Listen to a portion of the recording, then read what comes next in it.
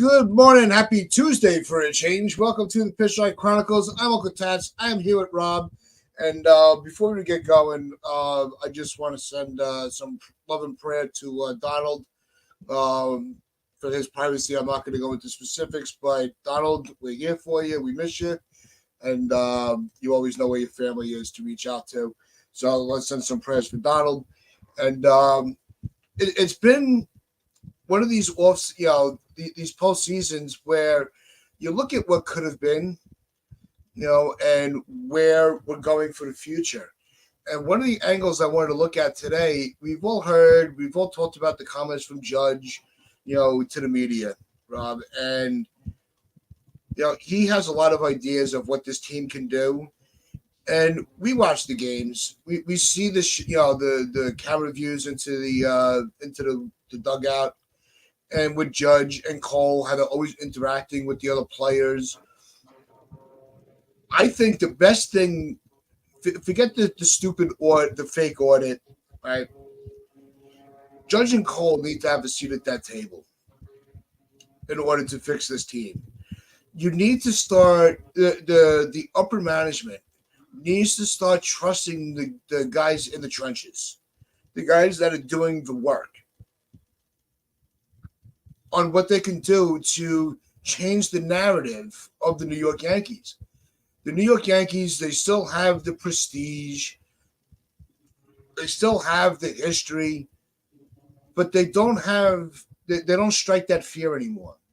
And I think that's a problem, and I think that is something that Hal, Cashman, and Bone need to recognize and let Judge and Cole kind of be the leaders in that room. Even though Judge is, on paper the captain, Cole is the co-captain if there ever was one.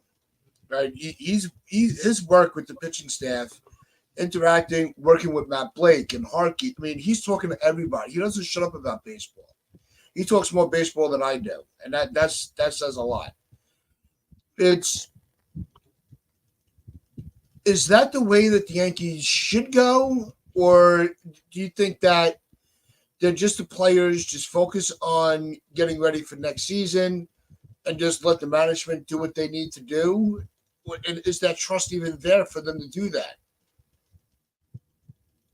They're your best players, so I would say let them give as much input as possible. Yep. I don't think it hurts, because what the Yankees are doing or have been doing isn't working because they haven't surrounded their best players with enough help. I mean, on paper, getting Rodon to back up Cole was a fantastic decision. Just it has been terrible so far, but you got to think that he's going to be better next year. But if they have input, you see it in the NBA all the time. Players do it. Like, go get this guy. There's the whole talk. LeBron James, the GM of the Lakers and all that. But I mean, he's the best player in the league, or one of the best players. So you want to trust his input. He's been there and done that. Aaron Judge is one of the best players in the league, and Garrett Cole is the best pitcher in baseball this year. So I would trust them more than I would trust a lot of the people they have given input to Cashman. So if they have ideas and Hal Steinbrenner is willing to listen and try to put those ideas into their offseason plan, then go do it. No, I think you bring up a good point with somebody like LeBron, because in other sports, it's more prevalent in basketball that I see, or over here. I don't watch basketball, so I could be way off, and if I am, just say so. But the narrative always comes to be where the players run the league. Is that something you could see starting to happen in baseball, or mainly with the New York Yankees, where the players are starting to say, this is a guy that would do very well behind me or hitting in front of me. If I need to work navigate the outfield, if I can't get to it, this is the player that can. Do you see that kind of input flowing into New York Yankees and baseball at any point? I mean, it's different in the NBA because you only have 5 players in the court at one time. And in the NBA, one player can legitimately change the game, where in baseball, it's a lot tougher for one hitter. Like, obviously, Aaron Judge can't do it all by himself. If Aaron Judge could bat 9 times, then we'd be winning the World Series. If Garrett Cole can pitch 5 times, every 5 days and 9 innings, we win the World Series. We'd have no issues, but we can't do that. Baseball, you have to have. It's good to have player input, but at the same time, I don't think obviously the players run the league. I don't really know if in the NBA, in it to a degree though, because you feel like a guy like James Harden that's kind of constantly trying to move teams, but they need to do something different. That's all we've been asking. So, and these players are sick of it, especially for the Yankees, because we're supposed to be in the playoffs every year. And we're supposed to be contending for a championship every year. We're not supposed to be sitting here with 82 wins, watching the postseason and being like, I wish that was us. I wish that was us. So especially when you have the payroll that we do. And that's why I think Judge and Cole, they're fed up, because it's like they're already in their primes right now. And we don't know how many more years of elite play. I think Garrett Cole is going to be really good the rest of his career. And I think Aaron Judge, at least for the next 6, is going to be really damn good, but that eventual fall off is going to happen. So you don't want to waste it. And so far they've wasted several years of these 2 players' primes. And I think they're sick of it. So if they're going to give you input to say, hey, go try to get this guy or someone like him. And if Garrett Cole's like, we can use more depth in the rotation or blah, blah, blah, or maybe it might not even be an input of a player. It could be an input of how you do things in the front office or analytically or whatever it may be. Then listen to him, because there's very few people that are better than at what he does than Garrett Cole. And there's very few players that are better than Aaron Judge at what he does. There might not be anybody. I don't think there's anyone better than Aaron Judge at what he does. He's the best player in baseball. So I'm listening to him. If he has input, listen to his input. Garrett Cole, if he has input, listen to it. Enough of Brian Cashman trying to run the show and his cronies, and let's get this thing on track. Yeah, they don't just need changes. They need significant change in the organization and the structure of how the offseason is run. I would go all in. I'd push all my chips into the center that Judge and Cole are going to give you better insight than any analytical team, than any outside organization that wants to tell you, use this information over this. Those guys, and not to put down Cole, not to put down Judge, but I would put more emphasis on Cole because of the way that he studies the game. I don't think I've ever seen a guy so methodical about the game since A-Rod in this organization. He lives and breathes this game and analyzes and studies, breaks down everything as possible. So he's the guy that I'm going to in the offseason of, here's what we can do. I think that's the best way to go. Before we get any further, though, I do want to shout out this chat because you guys are amazing. I know it's been a few days since we've been on a regular schedule, but we always know you guys are going to be here with us. Jonathan, what's going on? Medina, we got Dev in the house. Dev, thanks for all the messages, reaching out, making sure I was okay. Sunil as well was sending me, was reaching out, asking if everything was okay, that we were off base a little bit. NFE, my bro, what's going on? Damian Serrano's in the building. What's going on, Damian? So, let me know in the chat, right?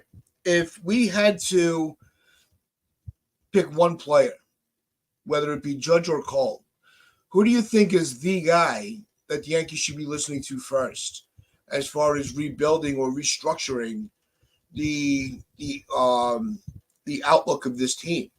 I think they both they both can have a very pivotal role this offseason as far as communicating with the manager, the GM, and the owner.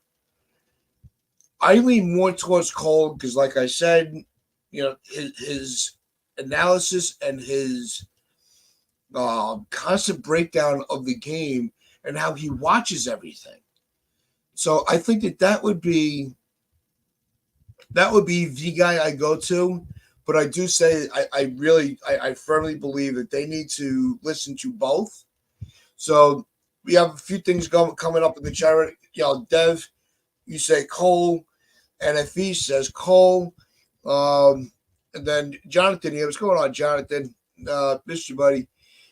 Yankees need to be aggressive, um, and creative to fix this team. I think that I think you're onto something. I think the aggressiveness is what we need. We need a 2009 off season. I think that was the last time we saw them go balls out. With that. I'm going to use this term. Sorry, YouTube, whatever, but they need that big dick energy like they had in the past, where we're the Yankees and we're not going to put up with shit. We're gonna throw our weight around, and you're not going to outbid us. I don't care I don't care that your name is Stephen Cohen. You can take your $1 billion and shove it up your ass. We're the Yankees. Now, I think that's the attitude they need to have. Whether they're able to execute on that could be a different story, right? We all know money talks in this league. It's not about, there are players that would go play for the, for the Pirates if the money was right. Right? It's not about wanting to win championships, especially when players are young, because they know that they can sign a short contract and go back onto the market. Right? So I think they really need that kind of energy level where they just start, just throw your reputation out there. You know what your value is. You know what you can do. Just start fucking doing it. Right? Let's get to a couple of these comments here. Right? Damien brings up the one thing that Judge values more than the organization is average. Everything with this team has been built on home runs, which is so off base. Our leader during Dynasty was like Tino, just had 28. With the Dynasty years, you're right, it wasn't a home run and nothing club. They had their share, they had their power hitters, but it was the pieces around them that made them so special, because they didn't need the home run to beat you. They were an extra, they were extra bases in the gap, speed on the bases, phenomenal defense. It was a package deal. It was none of this, home run, strikeout, walk ratio. It doesn't work, right? That kind of baseball had its window for a little while. It did, where that was the way things were going.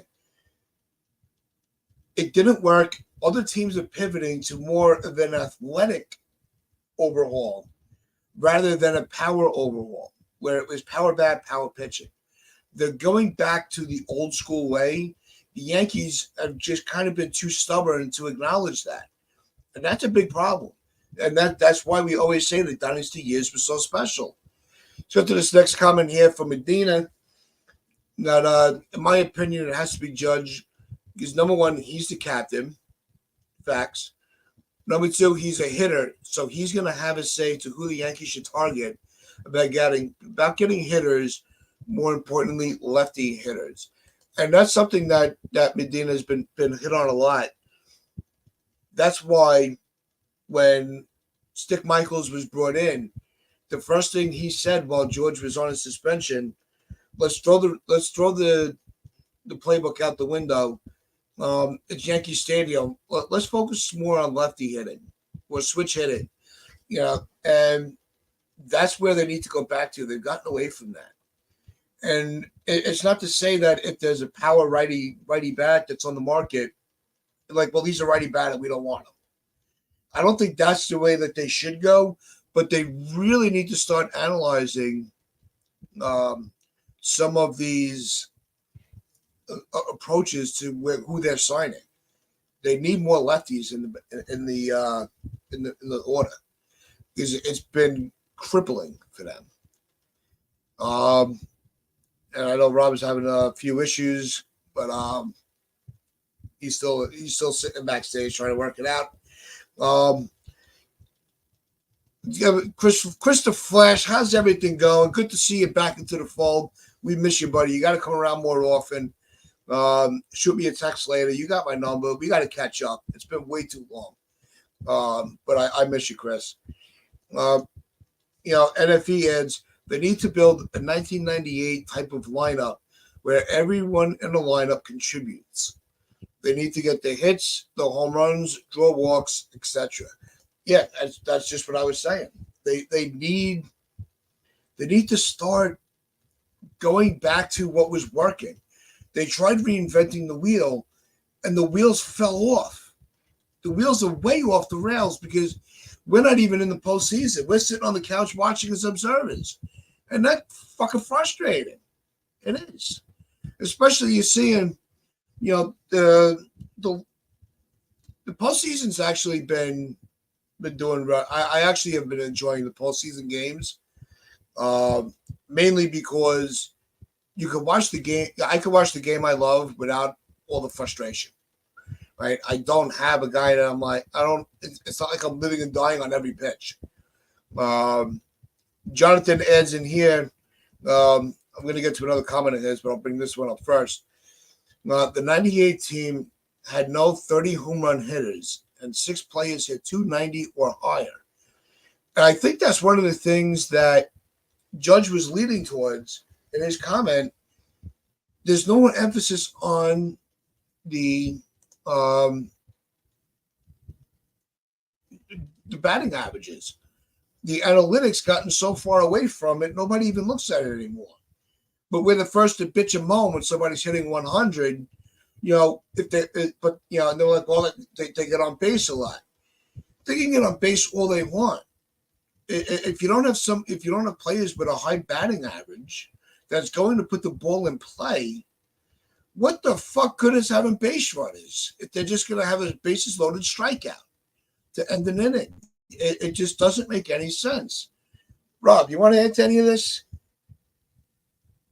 I don't know what was being talked about because I kept getting connection issues for some reason. Okay, all right.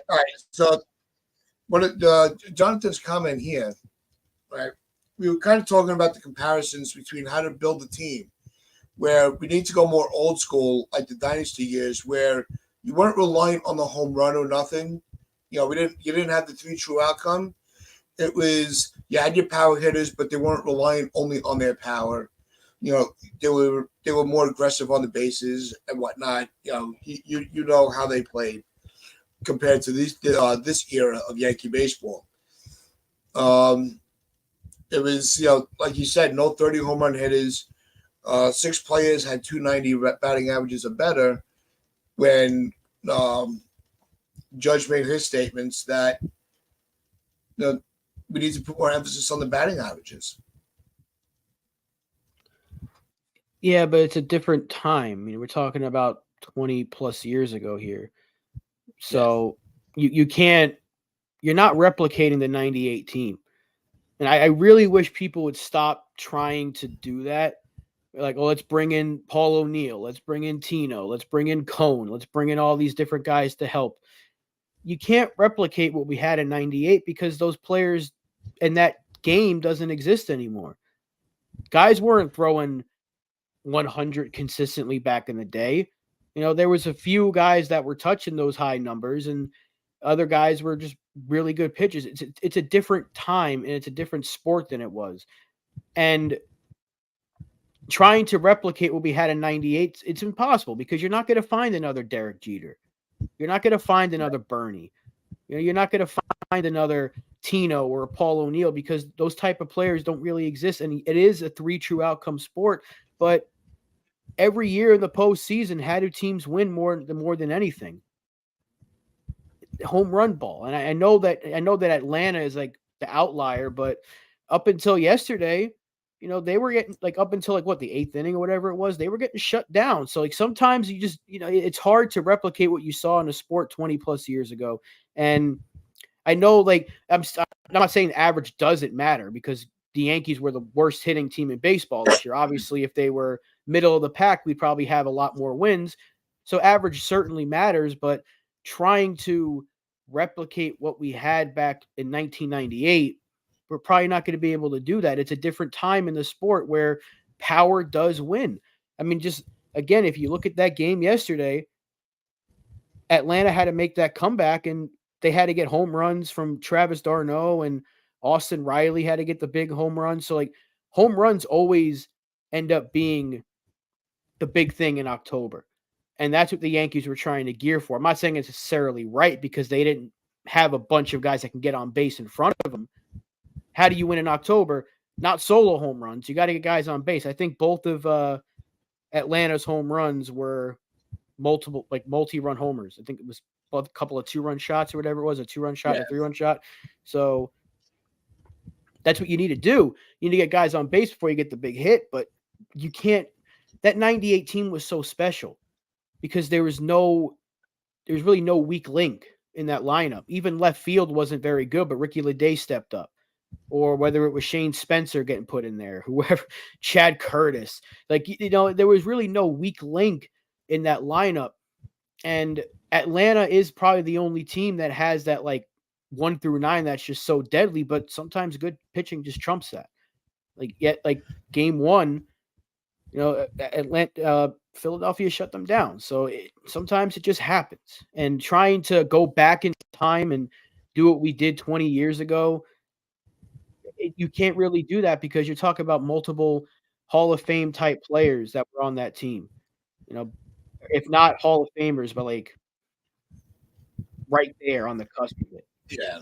No, I it's amazing to me, and it gives me a side thought here.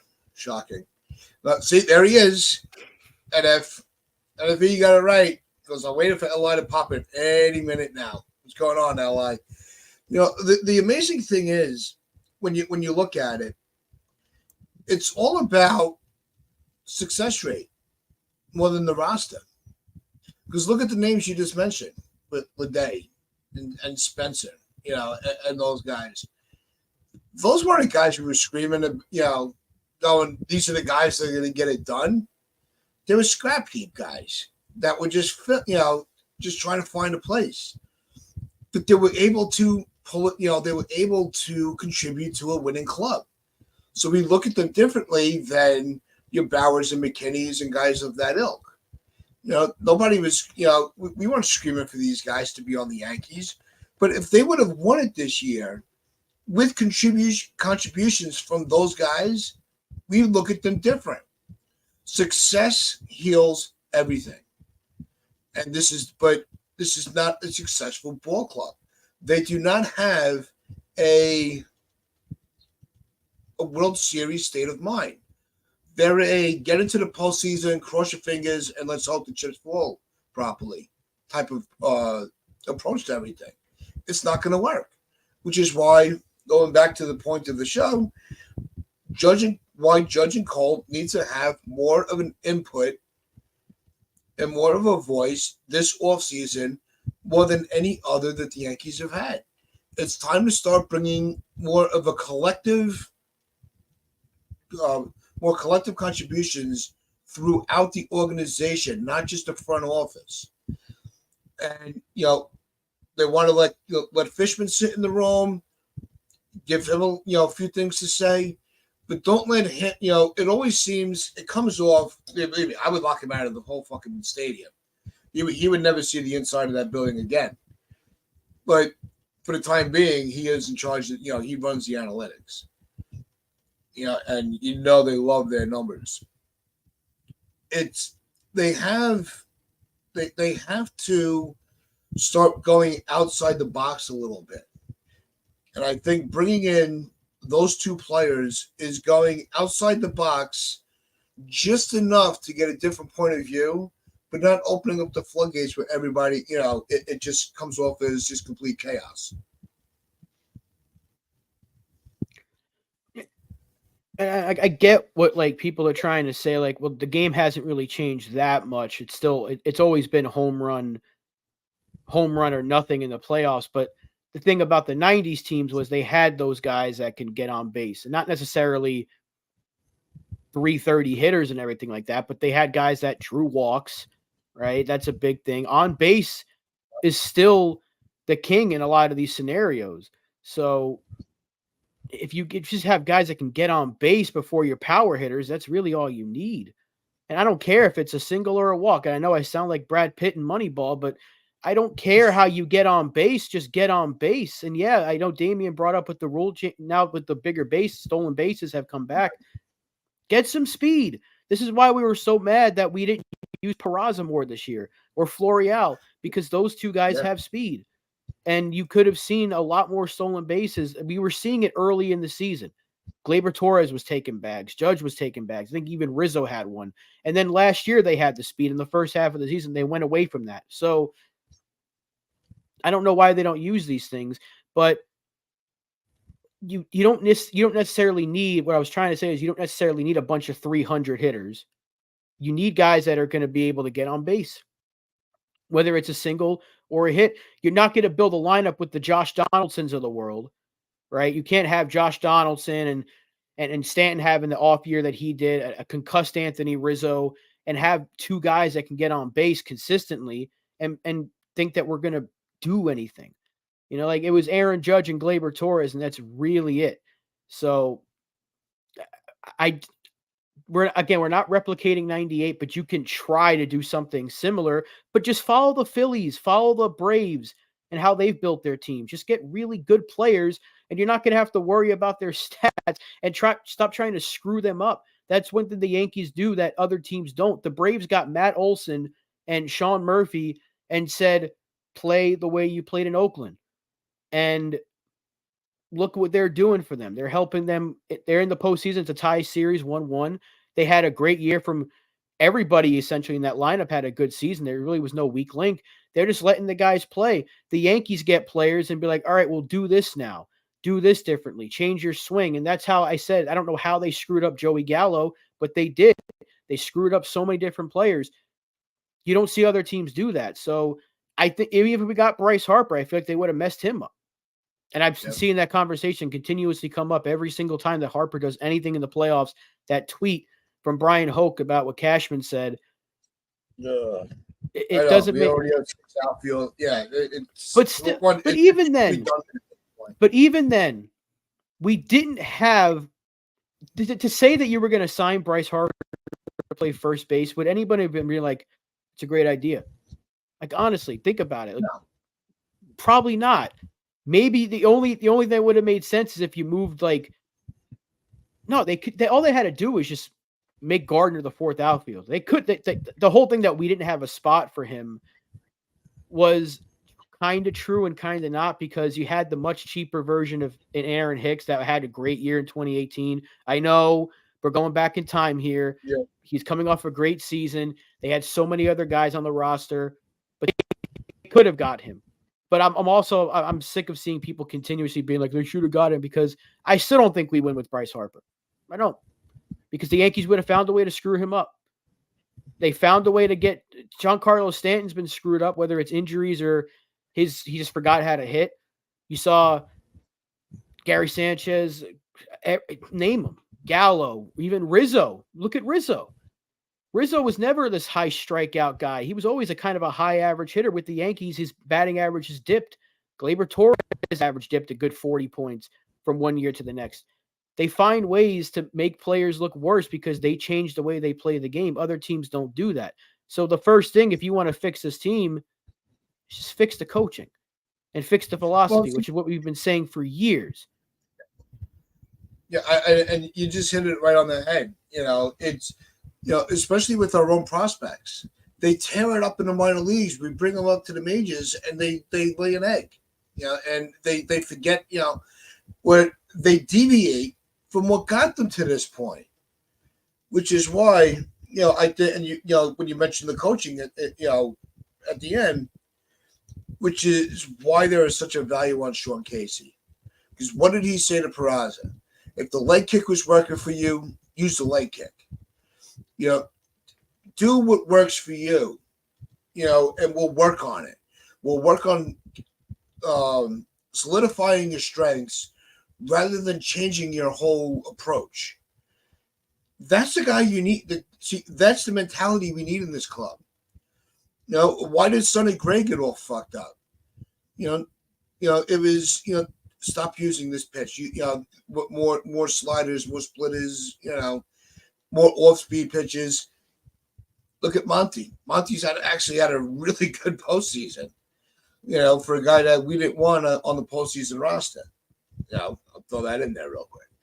But we all know it is what it is. But they keep trying to change the philosophy and approach for these players, and they always fall on their face with it. Rather than, all right, this guy, we're going to approach this guy in free agency because he's got a strong barrel rate. He gets his on base is high. He's a gap hitter. Let's sign him and turn him into a power slugger. It doesn't work. You can't do that. Just like they kept fucking up Gary. Sanchez was one of the most highly prolific catchers in the minor leagues. They bring him up. They change his catching approach, his catching stance 15 times in a game, and expect him to keep up with all the changes. And then what happens? We turn on the players, and say, well, it can't be the coaching because the coaching got them to the major leagues. Well, what about the major league coaching? Where's their fault? Where's the blame on them? The players are taking the advice of the coaches and then falling flat on their face. And if they don't listen to the coaches, we're like, oh, they're so different. Why are these players being so difficult to work with? It's the players never win, especially with the Yankees and this fan base. It's becoming a problem. Sunil's got a really good point here because I guarantee you, if we had signed Harper and he got hurt because he's been hurt a little bit now, quite a bit of times with the Phillies, not as much as Stanton, but yeah, he missed a lot of the last year. And the reason why he's playing first is because he got hurt. Had he been hurt like that with the Yankees, the fans would have turned on him.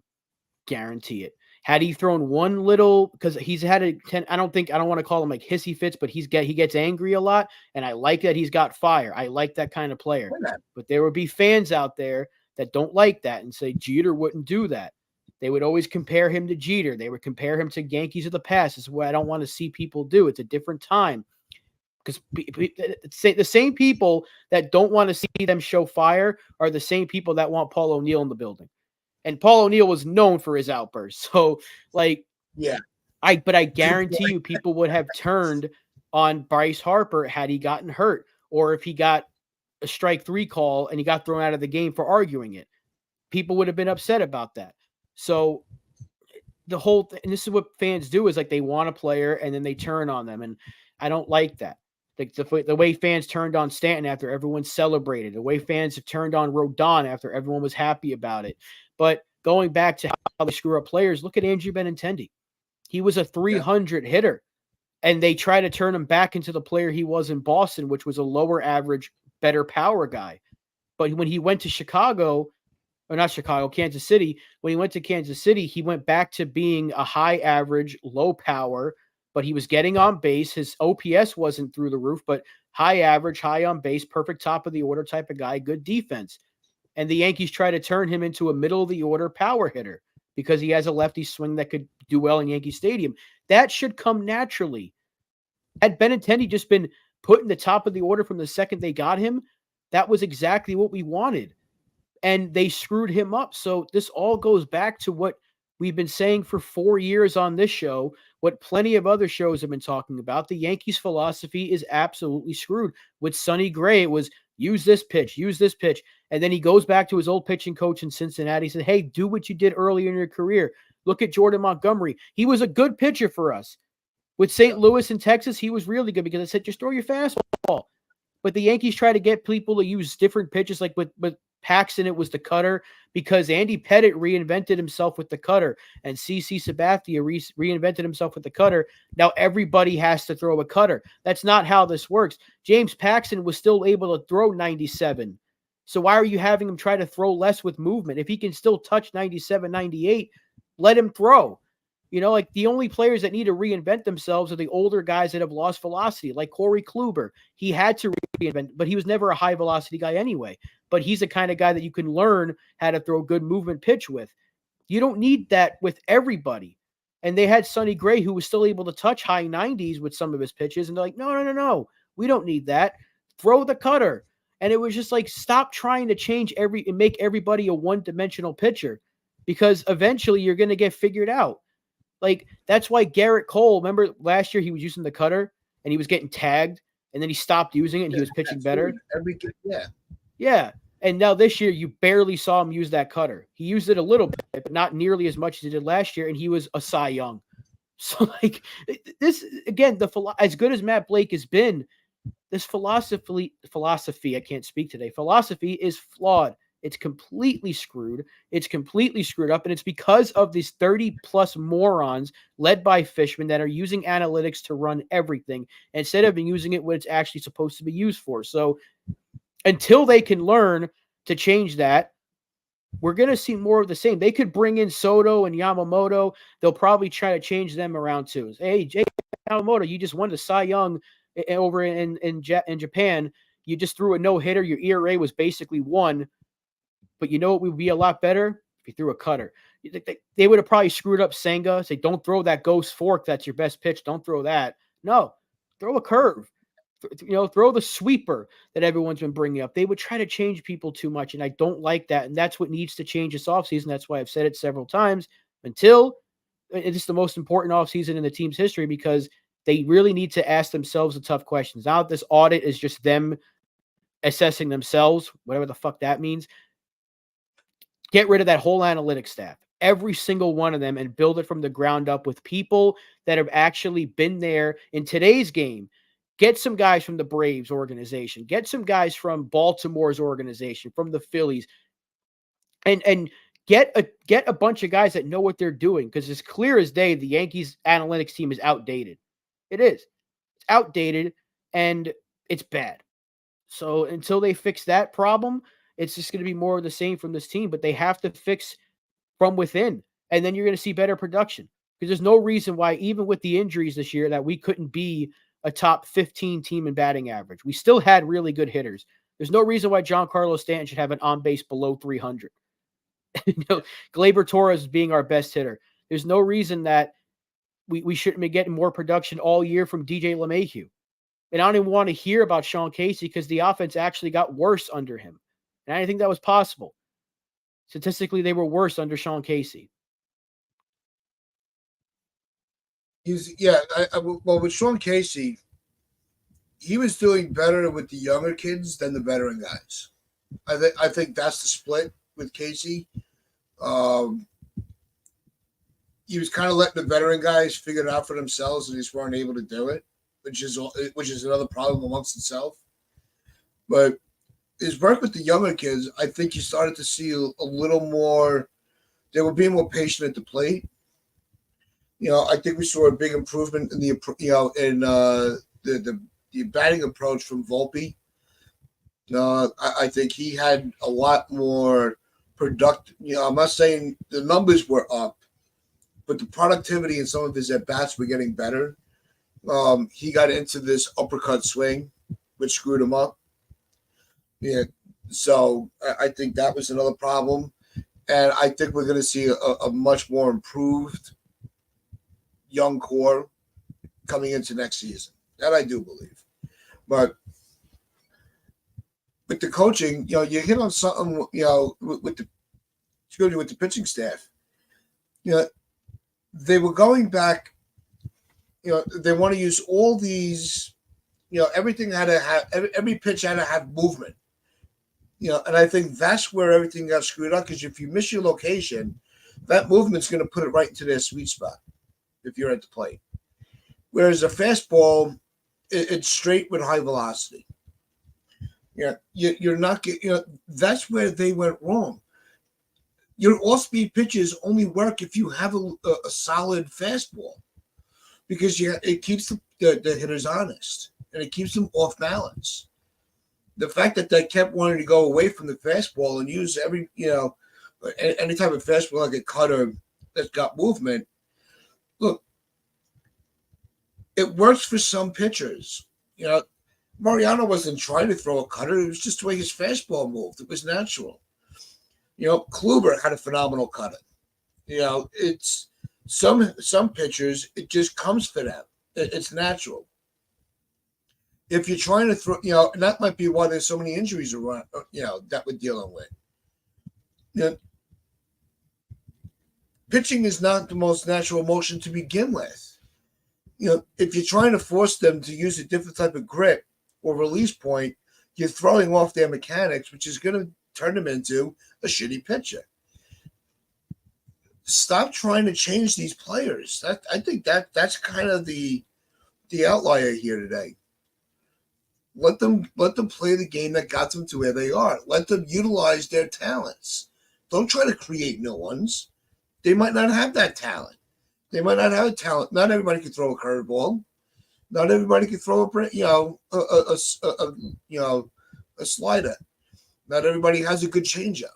Some pitchers don't have a good fastball. But you need to have those pitches in your arsenal to keep players honest. They constantly try to reinvent these players, and they fall on their face every freaking time. It's so aggravating. Yep. Yeah, and this has been more of the same because even though I know it was a small sample size for Casey, as Medina says, but we didn't see Volpe turn into a consistent hitter, right? It took a while. I can't even really put Peraza in that conversation because they didn't use him enough. But if we would have saw Volpe get better and better, but he kept his chart was up and down, up and down. Like he never was really consistent this year. So I wanted to see that. I saw a couple of guys get better, but DJ LeMahieu was already an all-world hitter. So it's not like he needed Sean Casey to remind him how to hit again. But Stanton didn't get better under him. Stanton might have been worse. Some other guys might have been worse. So I don't know if they bring Sean Casey back. I don't know if they will. I don't think it really matters at this point. If they bring him back, fine. But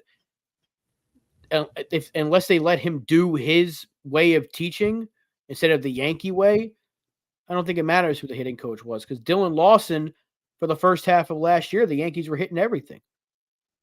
They were tearing the cover off the ball. And Dylan Lawson was there for that. He was the hitting coach. And it was like, hey, it's working. His philosophy is working. Hit the ball hard. Hit strikes. That was really what it was. If it's in the zone, hit it. And then they got away from it in the second half of the season when everybody stopped hitting except for Aaron Judge. And then this year, nobody can hit. But we said it, even though the Yankees were a bad offense, look at who we had. We had no Judge. We had no Bader. We had no Stanton. It was a concussed Rizzo. It was Gleyber Torres. And it was a rookie Volpe, bad catchers that don't hit, and a bunch of minor league retreads, as Donald always puts it. So that's who we had to work with. So but Casey had a healthier lineup. And some things got better, but I don't know. They need to just go back to if they have to have these guys start hitting off the tee again, so be it. But they need to stop with this whole analytics. You have to run everything. You want to use analytics to see if a guy's hitting the ball hard, great. Like, all right, you're hitting the ball hard, you're just getting unlucky. How do we fix that? That's what analytics are supposed to do, because look at Baseball Savant had Josh Donaldson's numbers in 2021. He was one of the best hitters in terms of hard hit percentage and his like expected on base and all that. He was getting unlucky. So the Yankees were like, go get him. That's why the analytics staff told Cashman to go get him, because he was unlucky. Obviously, terrible, terrible idea. And I know you can't fix them all, but we're talking about Giancarlo Stanton, who's a former MVP. It shouldn't be that difficult to fix a former MVP. It shouldn't be that difficult to fix a DJ LeMahieu, who's a former batting champion. The thing that I wanted to see the most from Sean Casey was how do the young guys benefit? And we saw that with Dominguez because he hit from the second he got here. Over time, Austin Wells started to hit. Cabrera. So you definitely saw the success with a lot of the younger players, which is a good sign. But if they bring back Sean Casey and they keep this analytics staff in place, are we going to see that again next year? That's my question. So if they bring him back, fine, but let him coach his way instead of having him be the coach, but have the computer run the show. Yeah, it comes to that. It comes down to where do you let the veterans figure it out, or when do you intervene and say, okay, we need to start making some adjustments. Don't make changes. Right? Listen to what I said. Don't make changes. Make adjustments because they're they're not that far gone from where they were when they were dominant. It's just a matter of one. I think that if you see a more cohesive lineup, you're going to start seeing a lot more productivity. Because you can't have all the pressure be on your two, your 3, 4, 5 hitters in a lineup, or you can't be relying solely on your 7, 8, 9s to get on base. Everybody needs to have their own way to contribute. Which is why we were comparing, this, the needs this offseason to the dynasty years because they were more of a collective unit. This team seems to be lacking that. And it's not to the fault of Judge. It's not to the fault of Cole. It's to the fault of the management and that the way that they put the pieces around these players. You need, look at the way that this pitching staff, despite the revolving door that comes through, look at the way this pitching staff is revered under Blake and Harkey. We never complain about with the pitching. They're going to have bad outings. We'll bitch them out about it. That's fine. But we have the coaching and staff where we're like, all right, they'll get them right in a day or two. You don't have that with the hitting. You don't have that with your hitting coach. Once they go south, that's it. Well, they're fucked. There's no fixing this, and they just keep going deeper into a hole. And we all want to bench this guy. We all want to bench that guy. But you can't come out, and then, then it'll say you can't come out of a slump while sitting on the bench. But sometimes you need that breather, and it's having the right coaching staff to recognize when that time comes. Maybe Volpe didn't need to play every game. Maybe he did need a full day off here and there to kind of set himself right. Watch some film, do something. But no, and look, I applaud the Yankees for putting him out there every day, letting him work through everything that he was going through in his rookie year. I applaud that. But at the same time, you have to start to, now you can play Monday morning quarterback and go, was that the right idea? Was that the right approach? We don't know. Maybe a day off once a month would not have hurt the kid, to go back and watch some film. Rob, what do you think?